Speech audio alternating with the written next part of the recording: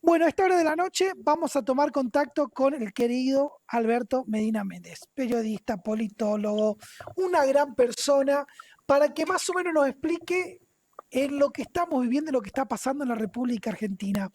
¿Cómo le va, don Alberto? Nico Bulatovich lo saluda. Muy buenas noches. ¿Cómo estás, Nico? Un gusto estar en contacto contigo. Lo Saludos a todo el mismo, equipo. lo mismo digo, querido Alberto. Alberto, explícame un poquito en qué Argentina estamos. Y estamos en una Argentina distinta que está en un mundo distinto. Uh-huh. Digo, porque muchas de las cosas que están pasando no tienen solamente que ver con las transformaciones que se están dando en Argentina, sino también con transformaciones que se están dando en el mundo, casi en forma concurrente.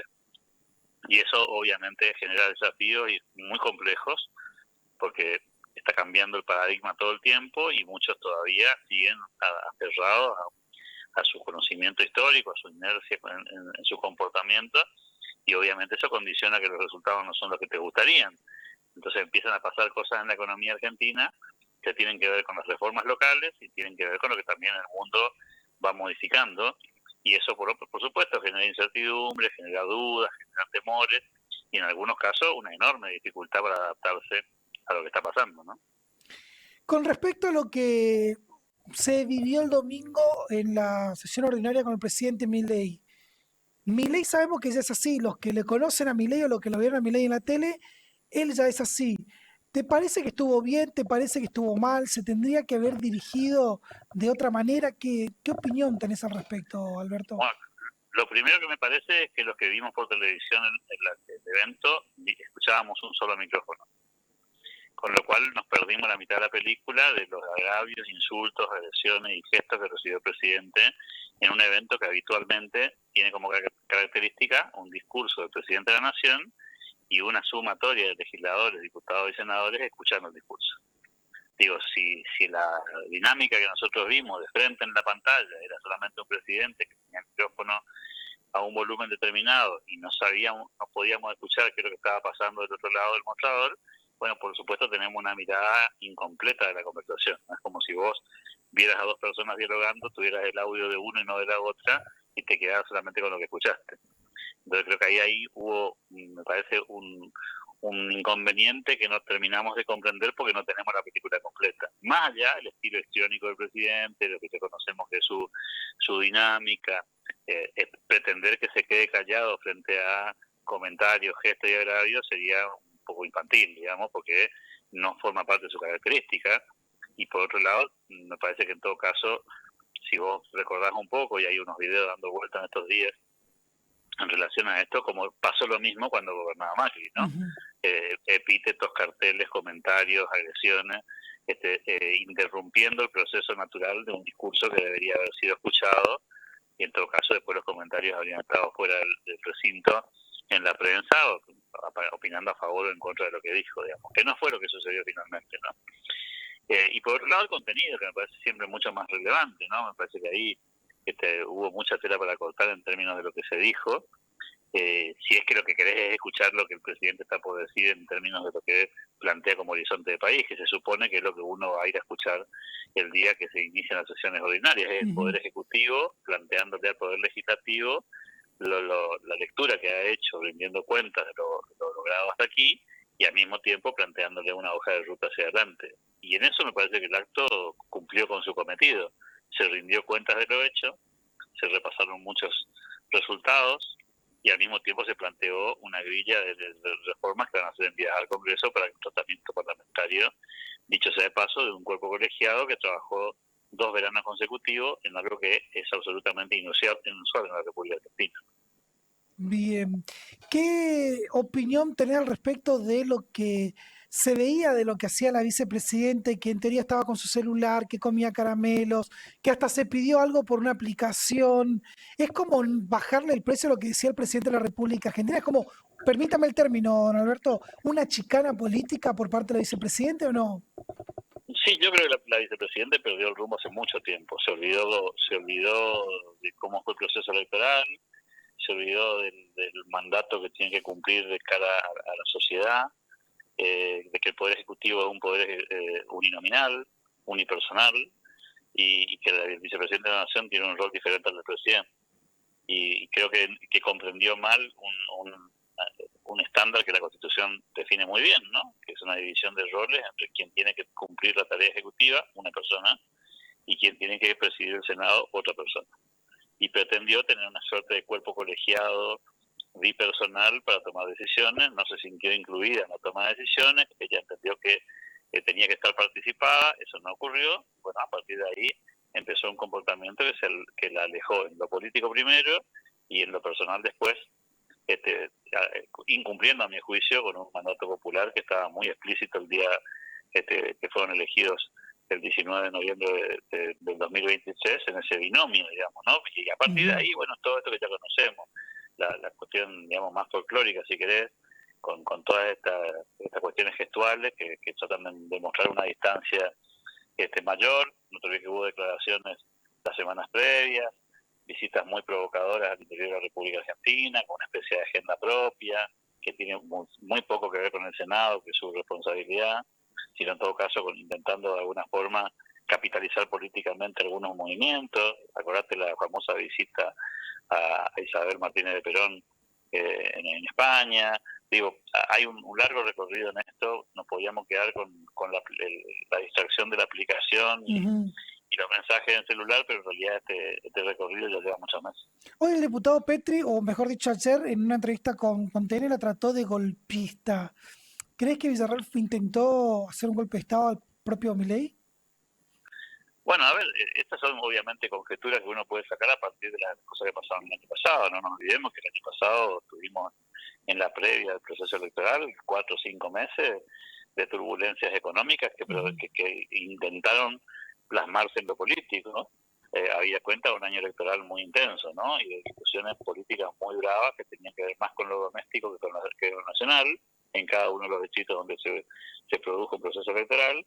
Y en ese contexto, obviamente que hubo un momento de debilidad aparente de la estructura del Poder Ejecutivo, había cuenta que había problemas protocolómicos y estas turbulencias uno nunca termina de entender muy bien si son provocadas o son autoinfligidas o son involuntarias.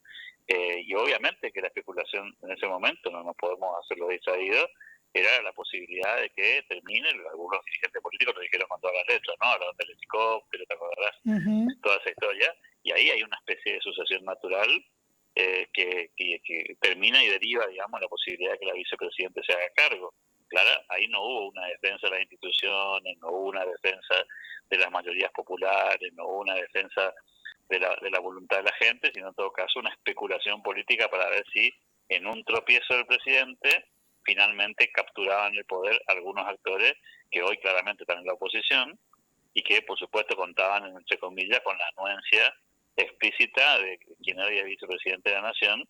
Después el resto por supuesto podemos hacer suposiciones y es más lo que podamos imaginar que lo que sabemos a ciencia cierta, al menos lo que estamos en este lugar de la tarea periodística, ¿no? Quizás hay gente que tiene más información más fina, probablemente Luis Pepsi cuando dice esta frase lo dice con información y no con suposiciones. Claro. Alberto, ¿qué opinión tenés al respecto de lo que pasó el domingo antes de que hable Milei con la ayuda humanitaria de AFA para que Gallo pueda volver a la Argentina? Bueno, vos sabés que con ese caso a mí, hace unos minutos nomás estaba posteando algo en redes, porque yo, como creo yo que la mayoría de los argentinos de bien, nos alegramos con la liberación de Nahuel Gallo. Y es paradójico que después de 450 días detenido, y más que detenido, desaparecido, porque no teníamos ninguna idea de dónde estaba detenido, haya gente que esté mirando si fue Tapia, si fue la AFA, si el avión, y no opinen de Nahuel Gallo, digo, ¿no? Y que estén mirando la cuestión política, a ver si fue la Cancillería, si hicieron las gestiones, si hay un diputado que hizo las tramitaciones. Eso es absolutamente irrelevante en términos de la vida humana de una persona que estuvo 450 días desaparecida, sin información de su familia, y que los argentinos estuvimos angustiados durante todo este tiempo. Creo que los que miran esa cuestión chiquitita, me parece que habla muy mal de ellos, ¿no? Porque en el fondo están diciendo, me interesa muy poco la vida de Nahuel Gallo, ¿no? Me importa cero, lo que estoy tratando de ver es si le saco provecho político a si el gobierno hizo mejor, peor, si hizo, si no hizo, si Tapia, si AFA. Creo que una discusión absolutamente mezquina, absolutamente avala en términos del debate político, ¿no? Bien. Seguimos tocando el tema del comunicado de la Unión Industrial Argentina, que dijo que sin industria no hay nación, mencionando lo que había dicho Carlos Pellegrini, y este conflicto que tendría la Unión Industrial con el presidente de la República Argentina. ¿Por qué crees que pasa esto? Y primero porque forma parte de la patria corporativa, ¿no? Habría que recordarle a la UIA que sin industria no existe la Argentina, pero tampoco no existe sin comercio, sin servicio, sin agro, sin minería. Digo, el país no existe sin ninguna de todas esas cosas. Entonces, ponerse en un lugar de un pedestal, como si estuviesen hablando de un lugar de superioridad, me parece extremadamente corporativo y en vez de resolver la situación de fondo, la empeora, digamos. No le hace bien a la Argentina esa discusión corporativa, porque además ya estamos saliendo de esa patria que defiende sectores, porque cada vez que vos defendés un sector, y lo que estás haciendo es tratando de perjudicar a otro sector. Básicamente esa puja, esa tensión sectorial en Argentina siempre fue sobre la base de redistribuir la torta que ya está, y no fue sobre la base de agrandar la torta. La discusión en Argentina hoy es otra. Esto no se trata de industria sí, campo no, industria sí, comercio no, comercio sí, industria no. Es un debate, además de antiguo, absolutamente prediluviano. Creo que lo que hace la UIA con este comunicado, en vez de ayudar y de sumar, es ponerse en víctima, cuando en realidad me parece que no están en una situación muy diferente a la que están un montón de argentinos. Ponerse en ese lugar de victimización y de ver si consiguen alguna ventaja, para mí eso es parte del pasado, no es parte del presente. Creo que hay que tratar de cambiar la óptica de la conversación, y de hecho fíjate el comunicado hace mucho énfasis en esta cuestión de lo mal que la están pasando la industria, de lo mal que la están pasando como sector. Bueno, me parece que ahí hay que hacer algún mea culpa también, ¿no? Porque cuando vos mirás la actividad industrial, como pasa en todos los órdenes de la vida, así como hay periodistas buenos y periodistas malos, y hay abogados buenos y abogados malos, por supuesto que hay industriales buenos e industriales malos. Ahora, a mí no se me ocurriría sacar un comunicado de los periodistas defendiendo a los periodistas para tratar de que no me peguen a mí. Me parece que hay que aprender a diferenciar también los comentarios. El presidente hizo durante la locución en la Asamblea Legislativa comentarios muy específicos sobre algunos industriales en particular, al punto tal que los mencionó de alguna manera en forma directa, ¿no? Dando situaciones, precios y cuestiones de competitividad. Yo no sentí que haya habido un ataque generalizado ni que haya metido a todo el mundo en la misma bolsa. Me parece muy por el contrario, lo que hizo fue puntualizar los casos de personajes que obviamente han tenido al país capturado durante mucho tiempo y quedaron en evidencia en este momento. A ver, mal haría el presidente hablar de las industrias en forma negativa cuando el RIGI tiene cientos de miles de millones de dólares en inversiones anunciadas en Argentina. Digamos, ¿cómo va a atacar un sector industrial que está efectivamente invirtiendo en Argentina con procesos industriales que están aterrizando en el país?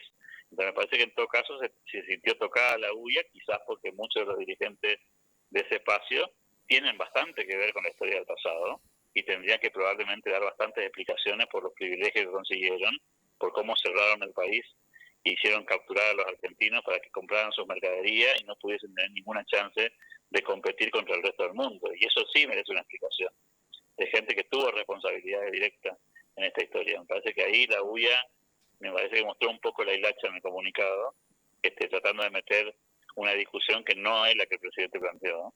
Y en todo caso saliendo a defender corporativamente a quienes seguramente son sus socios como parte integrante de la Unión Industrial Argentina, pero mostrando en definitiva una cuestión extremadamente sectorial y corporativa que, insisto, no ayuda ni al país ni a ellos mismos siquiera, ¿no? Si vos querés realmente que el sector industrial prospere y progrese en Argentina, tenés que revisar tu matriz de costos, tenés que ver tu competitividad, tenés que ver cómo fabricas mejor, cómo te automatizás, cómo te tecnificás, cómo te pones las pilas para competir con el mundo, porque no vas a tener la puerta cerrada para capturar a los argentinos y seguir vendiéndole cualquier cosa, total, nadie puede entrar. Creo que eso es lo que tiene que terminar, ¿no?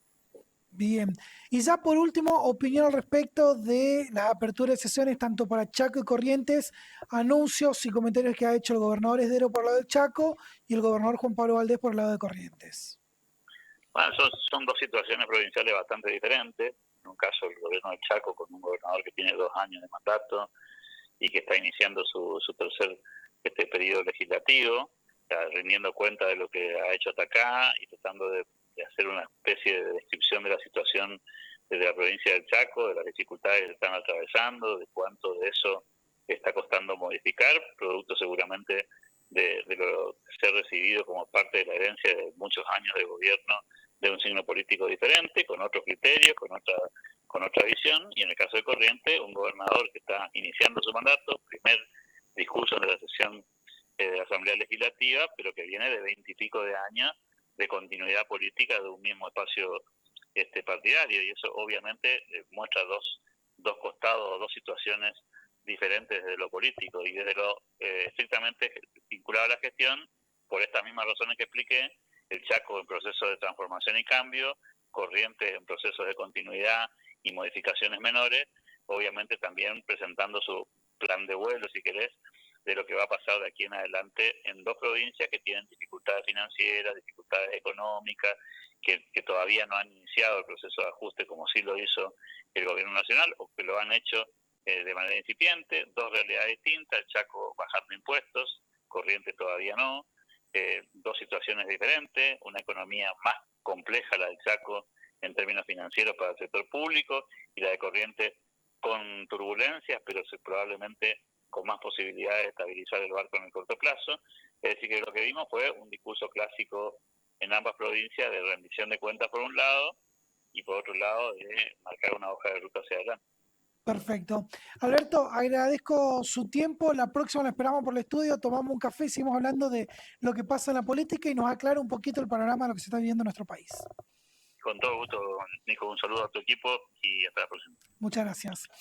El querido Alberto Medina Méndez, hablando de todo esto lo que está pasando, analizando lo que es la actualidad de nuestro país, lo que pasa también en Corrientes y lo que pasa también en el Chaco. A esta hora de la noche hacemos una pausa y enseguida regresamos con más información en Estudio 360.